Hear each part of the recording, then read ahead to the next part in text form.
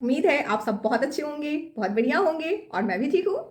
तो हम balance of payment में चालू खाता कंप्लीट कर चुके थे। पूंजी खाता में, और पूंजी खाता को हमने 3 बंदों में बांटा था, है ना। विदेशी निवेश, विदेशी ऋण और विदेशी परिसंपत्ति। तो हम पढ़ रहे थे विदेशी निवेश, ठीक है। विदेशी निवेश में हमने एफडीआई कंप्लीट कर लिया था, फॉरेन डायरेक्ट इन्वेस्टमेंट को कंप्लीट कर लिया था, विदेशी प्रत्यक्ष निवेश को हमने कंप्लीट कर लिया था। हमें पढ़ना है आज FPI, foreign portfolio investment. Foreign portfolio investment आज हमें ये पढ़ना है। तो चलिए शुरू करते हैं आज की क्लास। तो एफपीआई है क्या, फॉरेन पोर्टफोलियो इन्वेस्टमेंट है क्या? हमने देखा अरविंद मायाराम समिति ने इसको परिभाषित किया, और अरविंद मायाराम समिति ने एफपीआई को परिभाषित करते हुए कहता है, विदेशी पोर्टफोलियो निवेश को अरविंद मायाराम समिति ने परिभाषित किया, और अरविंद मायाराम समिति एफपीआई को परिभाषित करते हुए कहता है कि किसी भी सूचीबद्ध यानी लिस्टेड रजिस्टर्ड किसी भी सूचीबद्ध कंपनी में किया गया 10% से कम का निवेश, और वो 10% से कम का निवेश बिना शर्त का होना चाहिए। अगर सशर्त है तो फिर वो एफडीआई होगा, अगर बिना शर्त के है तो क्या होगा? एफपीआई होगा, फॉरेन पोर्टफोलियो इन्वेस्टमेंट होगा। बात समझ में आई? अरविंद मायाराम समिति के अनुसार जब आपसे एफपीआई पूछा जाए तो आप क्या बोलेंगे कि अरविंद मायाराम समिति के अनुसार किसी भी सूचीबद्ध कंपनी में 10% से कम का निवेश एफपीआई होता है। क्या होता है? एफपीआई होता है। और 10% में भी क्या हमने बताया था? बिना शर्त के। अगर शर्त के साथ है तो फिर वो एफडीआई होगा, हमने पिछली क्लास में आपको बताया था ना। तो ये होता है क्या हमारा? FPI, foreign portfolio investment. और हम जानते हैं कि फॉरेन पोर्टफोलियो इन्वेस्टमेंट जो होता है, जो एफपीआई होता है, वो अल्पकालिक निवेश होता है। अल्पकालिक निवेश होने के कारण इसकी प्रकृति कैसे हुई? इसकी प्रकृति अस्थायी होती है, यानी इसमें पलायनवादिता ज्यादा होती है। जिसके कारण इसको क्या बोलते हैं? Hot money investment. क्या बोलते हैं इसको? हॉट मनी इन्वेस्टमेंट, उष्ण मुद्रा निवेश इसको बोलते हैं, ठीक है। इसको एफपीआई को क्यों इसको हॉट मनी इन्वेस्टमेंट बोलते हैं? क्योंकि इसमें पलायनवादिता ज्यादा होती है, अल्पकालिक निवेश होता है। कैसा निवेश होता है? अल्पकालिक निवेश होता है। और एफपीआई का निवेश कहां पे होता है? शेयर बाजार में। जैसे एफडीआई का निवेश कहां होता था? आधारभूत संरचनाओं में दीर्घकाल के लिए होता था, वैसे ही एफपीआई का जो निवेश होता है वो शेयर बाजार में होता है। कहां होता है? शेयर बाजार में होता है। और अगर इसको शेयर बाजार में निवेश करना है तो इसको कहां रजिस्टर्ड होना होगा? सेबी में रजिस्टर्ड होना होगा, security exchange board of India, भारतीय प्रतिभूति विनिमय बोर्ड में इसको रजिस्टर्ड होना होगा। कोई भी एफपीआई है, कोई भी जो विदेशी निवेशक जो एफपीआई है, अगर उसको भारत के शेयर बाजार में निवेश करना है, इन्वेस्टमेंट करना है, तो उसको कहां रजिस्टर्ड होना होगा? सेबी में रजिस्टर्ड होना होगा, security exchange board of India में उसको रजिस्टर्ड होना होगा, तभी वो भारत के शेयर बाजार में निवेश कर सकता है। लेकिन ध्यान से सुनिएगा, जो एफपीआई है वो बिना सेबी में रजिस्टर्ड यानी बिना सेबी में पंजीकृत हुए बिना भी शेयर बाजार में निवेश कर सकता है। कैसे? पी नोट्स के माध्यम से, पार्टिसिपेटरी नोट्स, सहभागिता नोट्स के माध्यम से शेयर बाजार में निवेश कर सकता है। हमने क्या बताया कि कोई भी एफपीआई सेबी में रजिस्टर्ड होगा तभी वो भारतीय शेयर बाजार में निवेश कर सकता है ना। लेकिन आपसे प्रश्न पूछा जा सकता है तभी निवेश कर सकता है, तो सही है। लेकिन बिना सेबी में रजिस्टर्ड हुए भी कोई एफपीआई भारत के शेयर बाजार में निवेश कर सकता है। कैसे? पी नोट्स के माध्यम से, पार्टिसिपेटरी नोट्स के माध्यम से, जिसको हिंदी में बोलते हैं सहभागिता नोट्स के माध्यम से भारत के शेयर बाजार में निवेश कर सकता है। अब ये पी नोट्स क्या है? अभी आपको जस्ट बताते हैं, अभी सेंटेंस को कंप्लीट करने दीजिए कि जो एफपीआई है वो बिना सेबी में रजिस्टर्ड हुए भी पी नोट्स के माध्यम से भारतीय शेयर बाजार में निवेश कर सकता है। तो एफपीआई 2 प्रकार का होता है। कितने प्रकार का? 2 प्रकार का होता है। एक FII, foreign institutional investor. FPI 2 प्रकार का हो गया। फॉरेन पोर्टफोलियो इन्वेस्टमेंट 2 प्रकार के होते हैं, एक एफआईआई के रूप में, किस रूप में? एफआईआई के रूप में, फॉरेन इंस्टीट्यूशनल इन्वेस्टर, विदेशी संस्थागत निवेशक के रूप में। ये कैसे होते हैं? ये कंपनी के रूप में होते हैं। एफआईआई कंपनी के रूप में होता है, और एक है क्यूएफआई, क्वालिफाइड फॉरेन इन्वेस्टर, योग्य विदेशी निवेशक। ये व्यक्ति या व्यक्ति समूह के रूप में होता है। इतनी बात समझ में आई आपको?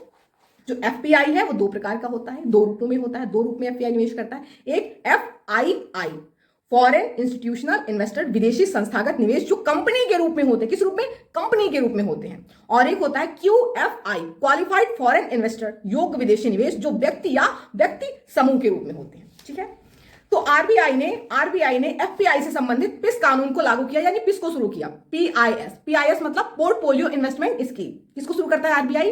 पीआईएस, पोर्टफोलियो इन्वेस्टमेंट स्कीम को शुरू करता है, जिसके तहत कोई भी एफपीआई कोई भी एफपीआई, एफआईआई और क्यूएफआई के रूप में शेयर बाजार में निवेश कर सकता है। ठीक है, इससे पहले जो एफपीआई था उसको केवल द्वितीयक बाजार में, सेकेंडरी मार्केट में निवेश करने का अधिकार था, प्राइमरी बाजार में उसको अधिकार नहीं था। लेकिन जब आरबीआई पिस लाया, पीआईएस लाया, पोर्टफोलियो इन्वेस्टमेंट स्कीम जब लाया आरबीआई, तो इसके माध्यम से आपको एफपीआई जो है वो प्राथमिक और द्वितीयक दोनों बाजार में निवेश कर सकता है। तो अब हम आपको बताते हैं कि पी नोट्स क्या होता है। हमने क्या कहा कि पी नोट्स के माध्यम से कोई भी एफपीआई बिना सेबी में रजिस्टर्ड किए भी क्या कर सकता है, निवेश कर सकता है। तो ये कैसे करता है पी नोट्स, यानी कैसे पी नोट्स के माध्यम से कोई एफपीआई बिना सेबी में रजिस्टर्ड किए पार्टिसिपेट कर लेता है, यानी शेयर बाजार में अपना निवेश कर सकता है। आप ध्यान से समझिए, देखिए मैंने आपको बोर्ड में आपको समझाया है। यहाँ पे देखिए हमने देखिए इसको डिवाइड किया कि विदेशी निवेश दो प्रकार का होता है, एफडीआई, एफपीआई, जो भी हम आपको बता रहे थे। एफपीआई दो प्रकार का, एफआईआई और क्यूएफआई। ठीक है, तो पी नोट्स क्या होता है? पी नोट्स, ठीक है, पंजीकृत एफआईआई द्वारा जारी किया जाता है, रजिस्टर्ड एफआईआई द्वारा जारी किया जाता है, रजिस्टर्ड फॉरेन इंस्टीट्यूशनल इन्वेस्टर द्वारा जारी किया जाता है। क्या? P notes. ठीक है, तो जारी करता कौन है इसका? आरएफआईआई, यानी रजिस्टर्ड फॉरेन इंस्टीट्यूशनल इन्वेस्टर द्वारा इसको जारी किया जाता है। कहां रजिस्टर्ड हो? सेबी में रजिस्टर्ड हो। ठीक है, यह एक वित्तीय उपकरण होता है जिसके माध्यम से एक विदेशी निवेशक स्वयं को बिना सेबी में पंजीकृत किए शेयर बाजार में, कौन से शेयर बाजार? भारतीय शेयर बाजार में निवेश कर सकता है। कौन? पी नोट्स के माध्यम से। ठीक है, तो पी नोट्स को ऑफशोर डेरिवेटिव्स इंस्ट्रूमेंट भी कहा जाता है। क्या कहा जाता है इसको? ऑफशोर डेरिवेटिव इंस्ट्रूमेंट कहा जाता है। ऑफशोर डेरिवेटिव इंस्ट्रूमेंट का मतलब ऐसा निवेश जो देश से बाहर से आ रहा है, ऐसा निवेश जो देश के बाहर से आ रहा है, उसको बोलते हैं ऑफशोर डेरिवेटिव इंस्ट्रूमेंट। किसको कहा जाता है? पी नोट्स को कहा जाता है। अब समझिए कि पी नोट्स की प्रक्रिया कैसी है। ये पीटी 2019 में पूछा गया है। ठीक है, तो इसकी प्रक्रिया समझिए। मान लीजिए कोई निवेशक है विदेशी, ठीक है, कोई विदेशी निवेशक है जिसको बिना सेबी में रजिस्टर्ड किए निवेश करना है भारतीय शेयर बाजार में। कोई विदेशी निवेशक जिसको बिना सेबी में रजिस्टर्ड हुए भारतीय शेयर बाजार में निवेश करना है। ठीक है, तो ये क्या करेगा? ये जो पहले से रजिस्टर्ड है, जो पहले से रजिस्टर्ड है एफआईआई, जो पहले से रजिस्टर्ड है कौन? एफआईआई, इसलिए उसको बोला गया आरएफआईआई। ठीक है, यानी पहले से रजिस्टर्ड है सेबी में। ठीक है, तो इसके माध्यम से निवेशक क्या करेगा? भारतीय शेयर बाजार में निवेश करेगा। ठीक है, कौन? जो विदेशी निवेशक है। यदि कोई विदेशी निवेशक भारतीय शेयर बाजार में निवेश करना चाहता है बिना सेबी में रजिस्टर्ड हुए, तो किसके माध्यम से करेगा? जो पहले से रजिस्टर्ड है एफआईआई, उसके माध्यम से वे निवेश करेगा। तो मान लीजिए उसको $100 मिलियन का इन्वेस्टमेंट करना है। ठीक है, तो 100 मिलियन वो अपना किसको देगा? आरएफआईआई को देगा। बदले में आरएफआईआई उसको क्या देगा? एक सिक्योरिटी देगा। क्या देगा? सिक्योरिटी जारी करेगा, एक प्रतिभूति जारी करेगा। उसी को बोलते हैं पी नोट्स। उसी को क्या बोलते हैं? P notes. ठीक है भाई, आप किसी को कुछ देंगे तो बदले में आप प्रूफ भी तो लेंगे ना, कि मैंने आपको इतना दिया है, आप भी मुझे प्रूफ दो। ठीक है, तो वही है, यही है आपका पी नोट्स। आपको बात समझ में आई? फिर से सुनिए, ये पूछा गया है, ध्यान से सुनिएगा, अच्छे समझिएगा। यदि कोई विदेशी निवेशक भारतीय शेयर बाजार में बिना सेबी में रजिस्टर्ड किए निवेश करना चाहता है, तो कैसे निवेश कर सकता है? जो पहले से रजिस्टर्ड है एफआईआई, फॉरेन इंस्टीट्यूशनल इन्वेस्टर, जो पहले से रजिस्टर्ड है, उसके माध्यम से वो भारतीय शेयर बाजार में निवेश करेगा। तो मान लीजिए वो विदेशी निवेशक जो पहले से रजिस्टर्ड है एफआईआई, उसको $100 मिलियन देता है, और ये जो आरएफआईआई है बदले में उसके जो रुपए है, उसका जो निवेश है, उसके बदले में उसको एक सिक्योरिटी देता है, एक प्रतिभूति देता है, प्रूफ भी तो देगा ना भाई वो, कि तुमने मुझे पैसा दे लो तुम प्रूफ। तो उसको एक सिक्योरिटी देता है, उसको एक सिक्योरिटी जारी करता है, उसको बोलते हैं पी नोट्स। क्या बोलते हैं? P notes. इतनी बात समझे? बस यही है आपका पी नोट्स। और पी नोट्स को क्या बोलते हैं? ऑफशोर डेरिवेटिव इंस्ट्रूमेंट कहा जाता है। ठीक है, यानी पी नोट्स पंजीकृत एफआईआई द्वारा जारी किया जाता है। यह एक वित्तीय उपकरण है जिसके माध्यम से विदेशी निवेशक स्वयं को बिना सेबी में पंजीकृत किए भारत के शेयर बाजार में निवेश कर सकते हैं। ठीक है, अब एक और बात सुनिए। ऐसा अनुमान है कि भारत के शेयर बाजार में 40% जो निवेश आता है वो किसके माध्यम से आता है? पी नोट्स के माध्यम से आता है। भारत के शेयर बाजार में 40% का निवेश पी नोट्स के माध्यम से आता है। अब आप सोच रहे होंगे कि भाई इसको खत्म कर, आपके दिमाग में आया होगा कि इसको खत्म क्यों नहीं करते? इसको सेबी में रजिस्टर्ड होना चाहिए। रजिस्टर्ड क्यों होना चाहिए? क्योंकि हो सकता है कोई काले धन को, ब्लैक मनी को व्हाइट मनी में कर रहा हो, हवाला के माध्यम से धन आ रहा हो, कितना सारा कोई फंडिंग कर रहा हो, कोई टेरर फंडिंग भी हो सकती है, लोग अपना निवेश कर रहे हो, है ना, ऐसा भी तो हो सकता है। और वो सेबी में रजिस्टर्ड भी नहीं करवा रहा है, तो उसको रजिस्टर्ड होना चाहिए। तो भारत सरकार ने सोचा कि हम पी नोट्स को खत्म करते हैं। लेकिन आपको पता है इसे क्यों नहीं खत्म किया जा रहा? क्योंकि भारत में 40% इन्वेस्टमेंट पी नोट्स के माध्यम से प्राप्त होता है। अगर आप सोचिए इसको खत्म कर दिया जाएगा तो भारत की जो शेयर बाजार है वो धराशायी हो जाएगी, वो गिर जाएगी।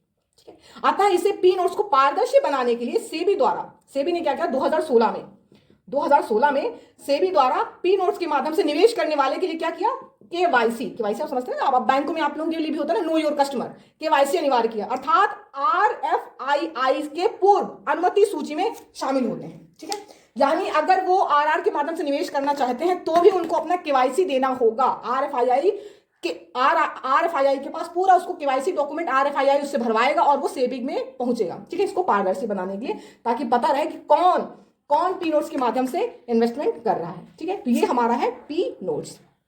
तो आपने विदेशी निवेश में जो एफपीआई है, एफपीआई में आपने एफआईआई को समझ लिया। ठीक है, ये संस्था के रूप में होते हैं। ठीक है, संस्था के रूप में जो निवेश करते हैं भारतीय शेयर बाजार में। ठीक है, तो ये आपने समझ लिया। ठीक है, अब एक और चीज समझते हैं कि अगर एफपीआई है, विदेशी पोर्टफोलियो निवेश है, अगर वो बहिर्प्रवाह करे यानी वो भारत से पलायन करे तो उसका भारतीय अर्थव्यवस्था में क्या प्रभाव पड़ेगा। ठीक है, तो हम उसका जो प्रभाव है एफपीआई के बहिर्प्रवाह का, हम उसके प्रभाव को अब देखते हैं। ठीक है, देखिए भारत में एफपीआई के बहिर्प्रवाह का प्रभाव, मान लीजिए कि अमेरिका, ठीक है, अमेरिका ने अपने क्या किया, फेडरल रिजर्व की ब्याज दरों में वृद्धि कर दी। ठीक है, फेडरल रिजर्व के ब्याज दरों में वृद्धि कर दी, ब्याज दरों में क्या कर दिया, वृद्धि कर दी। अमेरिका ने अपने फेडरल रिजर्व की ब्याज दरों में वृद्धि कर दी, फेडरल रिजर्व द्वारा ब्याज दरों में वृद्धि कर दी। ठीक है, फेडरल रिजर्व द्वारा ब्याज दरों में वृद्धि कर दी। जैसे भारत का केंद्रीय बैंक आरबीआई है, वैसे ही अमेरिका का केंद्रीय बैंक है फेडरल रिजर्व। ठीक है, तो फेडरल रिजर्व द्वारा अपनी ब्याज दरों में वृद्धि कर देता है। अब फेडरल रिजर्व अपनी ब्याज दरों में वृद्धि करेगा तो निवेशक क्या करेंगे, यहां से निकाल के फेडरल रिजर्व में जमा करने जाएंगे ताकि उनका जो धन है उसमें वृद्धि हो। ठीक है, तो क्या होगा, भारत से एफपीआई का बहिर्प्रवाह बढ़ जाएगा। ठीक है, बहिर्प्रवाह होगा। तो एफपीआई का बहिर्प्रवाह का मतलब क्या होता है, यानी विदेशी जो पोर्टफोलियो निवेश है वो भारत से बाहर जा रहे हैं, इसका क्या मतलब है, डॉलर का बहिर्प्रवाह हो रहा है।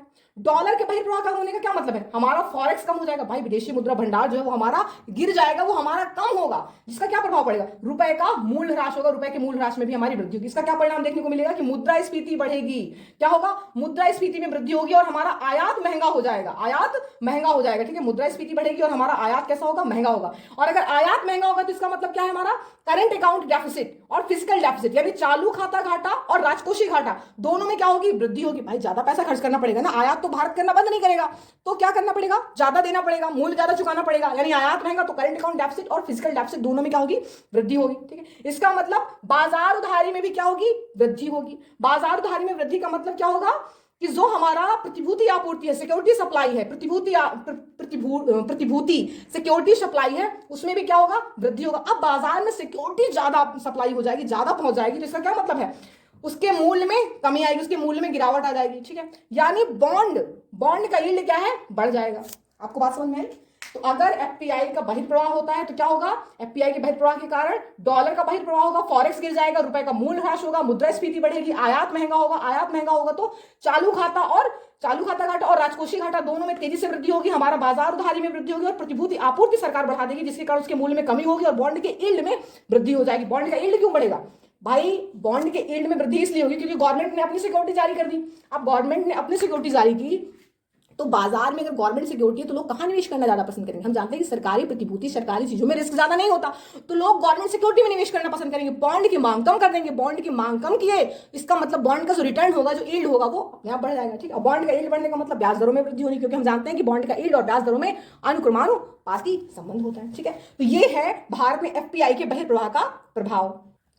तो देश में यानी भारत में एफपीआई के अधिक बहिर्प्रवाह को रोकने के लिए आरबीआई द्वारा 2019 में वीआरआर स्कीम शुरू किया गया। वीआरआर स्कीम का मतलब होता है वॉलेंटरी रिटेंशन रूट, स्वैच्छिक प्रतिधारण मार्ग को शुरू किया गया। ठीक है, एफपीआई के बहिर्प्रवाह को रोकने के लिए आरबीआई द्वारा 2019 में वीआरआर स्कीम को शुरू किया गया, वॉलेंटरी रिटेंशन रूट, स्वैच्छिक प्रतिधारण मार्ग को शुरू किया गया, जिसके तहत उन एफपीआई को देश में डॉलर के जो अंतर प्रवाह है या निवेश में वरीयता दिया जाता है। क्या दिया जाता है, जो डॉलर का अंतर प्रवाह कर रहे हैं, जो एफपीआई है, उनको देश में वरीयता दी जाती है। किसमें, निवेश में वरीयता दी जाती है, जो कम से कम 3 वर्ष तक अपने किए गए निवेश को देश में स्थिर रखेंगे। ठीक है, उनको ही वरीयता दी जाएगी। जो एफपीआई अपने जो डॉलर का अंतर प्रवाह है, जो अपना निवेश है, उसको अगर 3 वर्ष तक देश में निवेश को अपना स्थिर रखेंगे तो उनको वीआरआर स्कीम के तहत उनको क्या दी जाएगी, उनको वरीयता दी जाएगी, निवेश में वरीयता दी जाएगी। ठीक है, इनकी सीमा पूर्व में पहले कितनी थी, पहले इसकी सीमा कितनी थी, 1,50,000 करोड़ थी। ठीक है, लेकिन वर्तमान में इसकी सीमा कितनी है, 2,00,000 2,50,000 करोड़ है। ठीक है, पहले इसकी सीमा कितनी थी? 1,50,000 करोड़, वर्तमान में इसकी सीमा है 2,50,000 करोड़। ठीक है, तो इसका अब अर्थव्यवस्था पर क्या प्रभाव पड़ेगा? अब इसका जो आरबीआई ने जो स्कीम शुरू की कि भाई एफपीआई अगर 3 वर्ष तक अगर अपने रुक जाता है, कम से कम 3 वर्ष की सीमा है, लिमिट याद रखिएगा, ये पूछ लिया था, कम से कम 3 वर्ष तक अगर अपने निवेश, अपना किए गए निवेश को देश में स्थिर रखेगा, तभी उसे बीआरआर के तहत निवेश में वरीयता दी जाएगी सबसे पहले। ठीक है, तो इसके लिए इसका जो प्रभाव पड़ा अर्थव्यवस्था में, क्या प्रभाव पड़ेगा? हम जानते हैं कि जो हमारा फॉरेक्स जो घट रहा था, जो कम हो रहा था, उसमें क्या होगी? वृद्धि होगी, फॉरेक्स में वृद्धि होगी। साथ ही जो रुपए का जो मूल्य ह्रास है, जिसमें कमी आ रही थी, ठीक है, रुपए का मूल्य ह्रास भी की जो कमी है उसमें भी वो भी कम होगा। ठीक है, रुपए का मूल्यह्रास कम नहीं होगा। साथ ही साथ हम देखते हैं कि शेयर बाजार में भी क्या होगी? हमारी वृद्धि होगी। ठीक है, शेयर बाजार में हमारा क्या होगा? वृद्धि होगी। बस यही है आपका एफपीआई के सकारात्मक प्रभाव। अगर एफपीआई पता नहीं कहां से आया था, एफपीआई का सकारात्मक प्रभाव है, मतलब अर्थव्यवस्था पर इसका सकारात्मक प्रभाव यही है कि फॉरेक्स में वृद्धि होगी, रुपए के मूल्य ह्रास में कमी आएगी, और शेयर बाजार में वृद्धि होगी। ठीक है, और भी बहुत है जो मेन है, हम आपको वो बता रहे हैं। ठीक है, अब हम समझते हैं QFI को। क्या समझते हैं? QFI को। तो फॉरेन पोर्टफोलियो इन्वेस्टमेंट में हमने FII देख लिया। ठीक है, फॉरेन इंस्टीट्यूशनल इन्वेस्टर को देख लिया। अब हम देखते हैं क्वालिफाइड फॉरेन इन्वेस्टर। इसको देखते हैं क्वालिफाइड फॉरेन इन्वेस्टर को। अब देखते हैं कि क्वालिफाइड फॉरेन इन्वेस्टर, अब ये क्या होता है? योग्य विदेशी निवेशक। ये ऐसा एफपीआई होता है, एफपीआई के ही प्रकार है। ठीक है, ये QFI। तो ऐसा एफपीआई होता है जो व्यक्ति या व्यक्ति समूह द्वारा किया जाता है निवेश। जो व्यक्ति या व्यक्ति समूह द्वारा शेयर बाजार में निवेश होता है, व्यक्ति या व्यक्ति समूह द्वारा जो निवेश होता है, उसको क्या बोलते हैं? QFI, क्वालिफाइड फॉरेन इन्वेस्टर, योग्य विदेशी निवेशक। और जब कंपनी के रूप में होगा तो क्या होगा? तब आपका होगा FII होगा। ठीक है, तो एफपीआई यानी जो व्यक्ति और व्यक्ति समूह के रूप में जो निवेश होता है वो 3 प्रकार से हो सकता है। कैसे? ADR, GDR और IDR। क्या हो सकता है? ADR, GDR, IDR। अब ADR क्या है? ADR का फुल फॉर्म होता है अमेरिकन डिपोजिटरी रिसिप्ट, भारतीय निक्षेपागार रसीद। GDR का मतलब ग्लोबल डिपोजिटरी रिसिप्ट, वैश्विक निक्षेपागार रसीद। ठीक है, IDR का मतलब, DR का मतलब डिपोजिटरी रिसिप्ट है। A की जगह अमेरिकन लगा दीजिएगा, G की जगह ग्लोबल लगा दीजिएगा, I की जगह पर इंडियन लगा दीजिएगा। तो इंडियन डिपोजिटरी रिसिप्ट, भारतीय निक्षेपागार रसीद। अब ये है क्या? आप ध्यान से सुनिए। तो ADR, GDR और IDR है क्या? देखिए, होता क्या है कि अगर आपकी कोई कंपनी है, ठीक है, आपकी कोई कंपनी है और अगर आपको उस पर निवेश चाहिए तो 2 ही प्रकार से निवेश मिल सकता है उस पर। पहला, या तो कोई विदेशी कंपनी आए और कोई विदेशी कंपनी या व्यक्ति समूह आए और आपकी कंपनी में निवेश कर दे। ठीक, दूसरा क्या हो, यानी आपके शेयर खरीद ले। निवेश करने का मतलब आपके शेयर खरीद ले, आपकी इक्विटी ले ले। दूसरा क्या तरीका हो सकता है? दूसरा तरीका यह हो सकता है कि आप खुद चले जाएं अपने शेयर वहां पे बेचने। ठीक है, ऐसा समझिए कि आपकी दुकान है कोई किसी भी चीज की, सपोज आपके यहां दूध की दुकान है। ठीक है, पहला तरीका कि कस्टमर आपकी दुकान से आए और दूध लेके चले जाए। ठीक है, दूसरा तरीका अगर वो नहीं बिक रहा है, ठीक है, तो दूसरा तरीका क्या है, और आप उसको ग्रोथ करना चाहते हैं अपना बिजनेस, तो आप घर घर तक उसको खुद पहुंचा आएंगे। तो ऐसा ही शेयर बाजार में होता है। 2 तरीके से इन्वेस्टमेंट आपको प्राप्त होते हैं, या तो विदेशी कंपनी व्यक्ति या व्यक्ति समूह आए और निवेश कर दे, ये हर किसी के लिए, या फिर आप अपने शेयर को खुद ले जाकर बेच दें। ठीक है, तो ये 2 तरीकों से क्या होता है? निवेश होते हैं। ठीक है, तो ADR, GDR और IDR, कोई व्यक्ति या कंपनी अपने शेयर को इसके माध्यम से क्या करती है? बेच सकती है। कोई व्यक्ति या व्यक्ति समूह या कंपनी अपने शेयर को क्या कर सकती है? ADR, GDR और IDR के माध्यम से क्या कर सकती है? बेच सकती है। तो ADR समझते हैं कि ADR क्या है। और अगर वो कंपनी या व्यक्ति समूह जो अपने शेयर को बाहर बेचना चाहता है, तो उसके लिए उसको पहले कहां जाना पड़ेगा? बैंक या निक्षेपागार जाना पड़ेगा, डिपोजिटरी जाना पड़ेगा, जो उसे क्या देगा? एक रसीद देगा, जिसको बोलते हैं डिपोजिटरी रिसिप्ट। ठीक है, DR देगा। अब उसको तय करना है कि उसको कहां बेचना है। इसको अमेरिकन डिपोजिटरी, अगर अमेरिका के शेयर बाजार में स्टॉक एक्सचेंज में जाके वो रजिस्टर कराना चाहता है, अपने शेयर बेचना चाहता है, तो उसको कौन सा लेना पड़ेगा? DR। कौन सा डिपोजिटरी रिसिप्ट लेना पड़ेगा?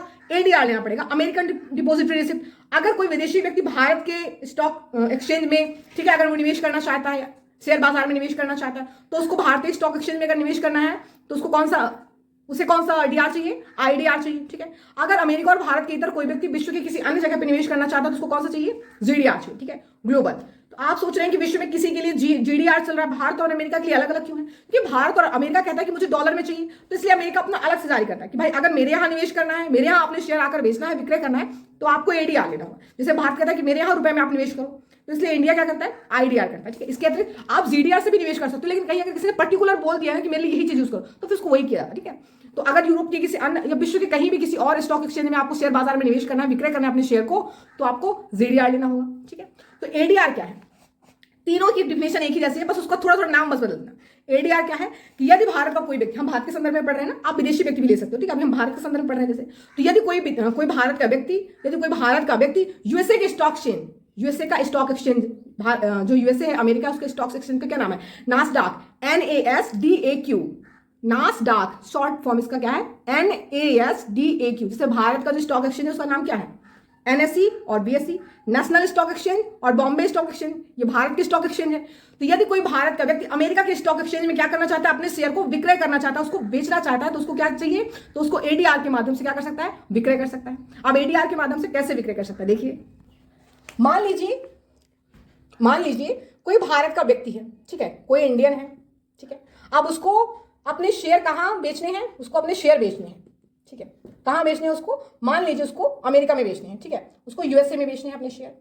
कोई भारतीय व्यक्ति है, उसको अपने शेयर यूएसए में बेचने हैं, ठीक है। यूएसए में अगर बेचना है या यूएसए में अगर उसको निवेश करना है, तो यूएसए के जो स्टॉक एक्सचेंज है वहां उसको अपने शेयर को बेचना है। तो यूएसए का स्टॉक एक्सचेंज हमने क्या बोला, नासडाक, NASDAQ में अपने शेयर को विक्रय करना चाहता है, तो वह क्या करेगा, एडीआर के माध्यम से उसको विक्रय कर सकता है। तो उसको सबसे पहले क्या लेना होगा, वो यहां आएगा, डिपॉजिटरी रिसिप्ट के पास आएगा या बैंक के पास, डिपॉजिटरी के पास आएगा या बैंक के पास आएगा, ठीक है।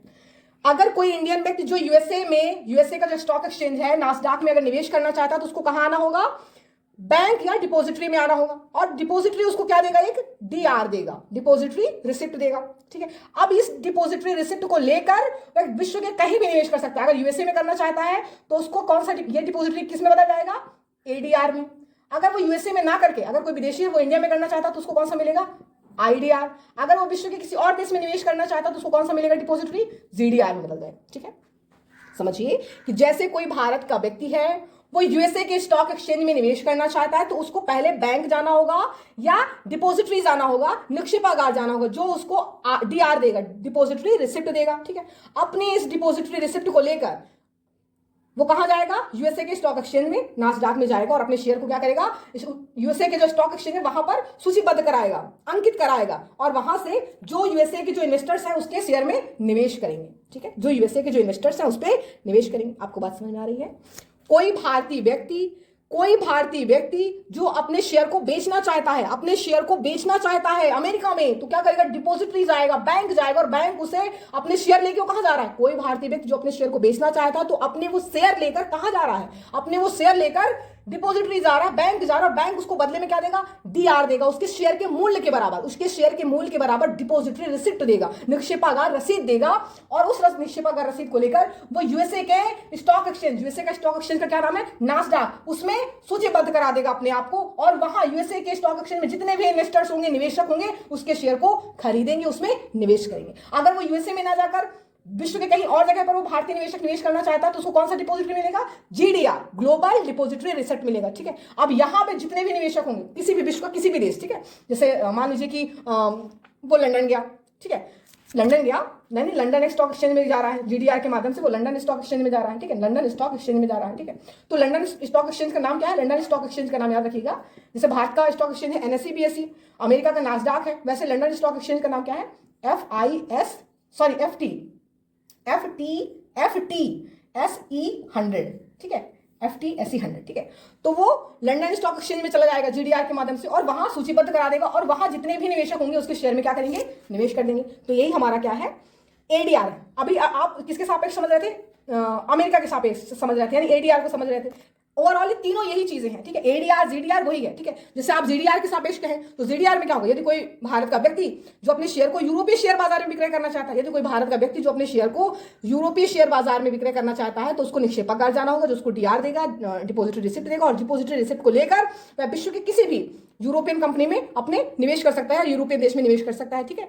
मान लीजिए वो व्यक्ति गया अपना शेयर लेकर बैंक के पास, बैंक ने उसको रिसिप्ट दी, और बैंक ने उसको जो डीआर दिया, वो कौन सा हुआ, जीडीआर हुआ, यानी उसके माध्यम से वो लंदन स्टॉक एक्सचेंज में निवेश करता है। लंदन स्टॉक एक्सचेंज का क्या नाम है, FTSE 100, ठीक है, लंदन स्टॉक एक्सचेंज का नाम है। तो वहां पे अपने आप को सूचीबद्ध करा देगा और वहां जितने भी निवेशक होंगे उसके शेयर को खरीदेंगे, उसमें निवेश करेंगे। ऐसे ही IDR है, IDR में क्या होगा, IDR में क्या होगा, इसको बोलते हैं इंडियन, अभी चूंकि भारतीय है तो यदि कोई विदेशी व्यक्ति भारत के शेयर बाजार में अपना निवेश करना चाहता है, जैसे अभी हम बता रहे थे, जैसे कोई भारतीय व्यक्ति अपने शेयर को बाहर बेचना चाहता है, तो यदि कोई विदेशी व्यक्ति भारत के शेयर बाजार में अपने शेयर को बेचना चाहता है, विक्रय करना चाहता है, तो उसको क्या करना होगा, उसको अपना शेयर को लेकर डिपॉजिटरी जाना होगा, बैंक जाना होगा, वहां से उसको IDR मिलेगा। क्या मिलेगा उसको, बैंक उसको क्या देगा, IDR देगा, और वो अपने IDR के माध्यम से क्या करेगा, भारत के स्टॉक एक्सचेंज में खुद को सूचीबद्ध करा देगा। भारत का स्टॉक एक्सचेंज मतलब NSE और BSE, नेशनल स्टॉक एक्सचेंज और बॉम्बे स्टॉक एक्सचेंज में क्या कराएगा, खुद को सूचीबद्ध करा देगा, और भारत के जितने भी निवेशक यहाँ पे होंगे उसके जो IDR है उसमें निवेश करेंगे, ठीक है। तो ADR, ZDR और IDR याद रखिएगा तीनों को, ADR, ZDR और IDR तीनों क्या है, इक्विटी प्रपत्र होते हैं। क्या होते हैं, इक्विटी शेयर जिसको बोलते हैं, शेयर प्रपत्र होते हैं, याद रखिएगा, ये शेयर प्रपत्र होते हैं, इक्विटी प्रपत्र होते हैं, याद रखिएगा, ठीक है। तो RBI पोर्टफोलियो इन्वेस्टमेंट स्कीम के अंतर्गत ADR, ZDR को, ADR और ZDR को, RBI पोर्टफोलियो इन्वेस्टमेंट स्कीम के अंतर्गत ADR और ZDR को FDI की श्रेणी में शामिल करता है, जबकि सरकार इसे फेमा कानून के अंतर्गत पोर्टफोलियो निवेश में शामिल करता है। याद रखिएगा, RBI पोर्टफोलियो इन्वेस्टमेंट स्कीम के अंतर्गत, PIS स्कीम के अंतर्गत RBI क्या करता है, जो ADR है और जो ZDR है इसको FDI में शामिल करता है। किसमें शामिल करता है, फॉरेन डायरेक्ट इन्वेस्टमेंट में शामिल करता है, जो दीर्घकालिक होता है। लेकिन सरकार इसे फेमा कानून के अंतर्गत, किस कानून के अंतर्गत, फेमा कानून के अंतर्गत इसे पोर्टफोलियो निवेश में शामिल करती है। किसमें, पोर्टफोलियो निवेश में शामिल करती है, जो अल्पकालिक होता है, जो शेयर बाजार में होता है, ठीक है। नेक्स्ट हम आप समझते हैं टॉबिन टैक्स, ठीक है। मैं नाम लिख देती हूँ, फिर आपको आराम से बैठ के समझाती हूँ, थोड़ा सा बस 2 मिनट की क्लास बची है। Tobin tax, Tobin tax, Tobin tax अर्थशास्त्री टॉबिन द्वारा दी गई है। टॉबिन टैक्स अर्थशास्त्री टॉबिन द्वारा दी गई अवधारणा है। एक अर्थशास्त्री हैं जिनका नाम था टॉबिन, उन्होंने इसकी अवधारणा को दिया। किसकी अवधारणा को, टॉबिन टैक्स की अवधारणा, ठीक है। यह किसी भी देश में शेयर बाजार में, यह किसी भी देश में शेयर बाजार में उन निवेशकों पर आरोपित होता है जो अल्पकालिक निवेश करते हैं तथा लाभार्जन कर तुरंत पलायन कर जाते हैं। तो उनके लाभ पर जो लगने वाला टैक्स होता है उसे टॉबिन टैक्स कहते हैं। जैसे भारत में टॉबिन टैक्स नहीं लगता है, भारत में टॉबिन टैक्स नहीं लगता। क्यों नहीं लगता भाई, भारत ने कहा कि मैं टॉबिन टैक्स लगाऊंगा तो निवेशक भागने लगे। अब निवेशक भगेंगे तो भारत की शेयर बाजार गिर जाएगी, इसलिए भारत सरकार टॉबिन टैक्स नहीं लगाती। लेकिन ऐसा नहीं है कि जो निवेशक तुरंत लाभ अर्जन करके भाग जाते हैं उन पर किसी प्रकार का टैक्स नहीं लगता, लगता है, ठीक है। भारत में टॉबिन टैक्स नहीं लगता है, लेकिन उसके स्थान पर 2 अन्य टैक्स लगते हैं। एक लगता है, इसको बोलते हैं STT, प्रतिभूति लेन देन कर, प्रतिभूति लेन देन कर, security transfer, security transaction tax, प्रतिभूति लेन देन कर, सिक्योरिटी ट्रांजैक्शन टैक्स, ठीक है। और दूसरा लगता है CGT, ठीक है, CGT, सी मतलब कैपिटल गेन टैक्स, यानी पूंजीगत लाभ कर, पूंजीगत लाभ कर और प्रतिभूति लेन देन कर, ये 2 प्रकार के कर लगते हैं भारत में। किस पे, जो शॉर्ट कालीन है, जो FPI आता है अल्पकालिक, उस पे कौन सा टैक्स लगता है भारत में, 2 प्रकार के, याद रखिएगा, प्रतिभूति लेन देन कर जिसको बोलते हैं सिक्योरिटी ट्रांजैक्शन टैक्स, और एक है कैपिटल गेन टैक्स, पूंजीगत लाभ कर। तो टॉबिन टैक्स आपको समझ में आया। टॉबिन टैक्स अर्थशास्त्री टॉबिन द्वारा दिया गया अवधारणा है, जिसका मतलब है यदि कोई FPI, यदि कोई portfolio investment, foreign portfolio investment किसी देश में जाता है, निवेश करता है शेयर बाजार में और लाभ अर्जित किया और तुरंत भग जा रहा है, ठीक है, तो वो जो लाभ अर्जित करके भग रहा है उसके लाभ पर टैक्स लगता है, इसको बोलते हैं टॉबिन टैक्स। टॉबिन टैक्स लाभ पर लगता है, ठीक है, जो अल्पकालिक जो निवेश होता है उसमें जो लाभ अर्जित करता है जो निवेशक, उस पर लगने वाला टैक्स टॉबिन टैक्स होता है। भारत टॉबिन टैक्स नहीं लगाता, भारत में टॉबिन टैक्स नहीं लगता, लेकिन टॉबिन टैक्स के स्थान पर भारत में जो FPI है उस पर अन्य 2 प्रकार के टैक्स लगते हैं, कर लगते हैं, जो कि लाभ पर नहीं लग रहा होता है, वो लाभ पर नहीं लगता, वो लेन देन में लग रहा होता है, ठीक है। तो क्या बोलते हैं उसको, STT, ठीक है, प्रतिभूति लेन देन कर, सिक्योरिटी ट्रांजैक्शन टैक्स, और एक क्या है हमारा पूंजीगत लाभ कर, कैपिटल गेन टैक्स, ठीक है, ये लेन देन पे लगता है, ठीक है। तो चलिए आज की क्लास यहीं पे खत्म करते हैं। नेक्स्ट हम पढ़ेंगे विदेशी ऋण, विदेशी ऋण पढ़ेंगे, जो हमने बांटा था पूंजीगत खाते को, विदेशी निवेश, विदेशी ऋण। तो विदेशी निवेश आपका यहाँ से कंप्लीट हुआ, विदेशी अब ऋण पढ़ेंगे। चलिए मिलते हैं अगली क्लास में, अपना ख्याल रखिएगा। हंसते रहिए, मुस्कुराते रहिए। जय हिंद, जय भारत।